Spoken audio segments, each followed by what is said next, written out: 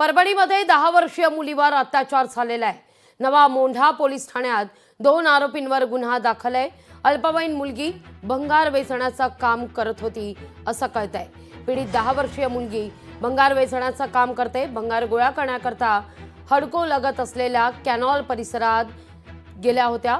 संध्याकाळी निळ्या रंगाच्या मोटारसायकलवर 2 तरुण आले आणि यमा नावाच्या तरुणानं अल्पवयीन मुलीला गाडीवर बसण्यास सांगितलं, मात्र तिनं नकार दिला असता दोघांनी जबरदस्तीनं तिला गाडीवर बसवून ते तिथून निघून गेले।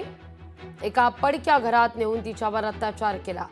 सकाळी हा सगळा प्रकार लक्षात आल्यानंतर मुलीनं घर गाठून या प्रकरणाविषयी आईला माहिती दिली। या प्रकरणी पीडित मुलीच्या आईनं दिलेल्या फिर्यादीवरून नवा मोंढा पोलीस ठाण्यात दोघांविरोधात गुन्हा दाखल करण्यात आलेला आहे।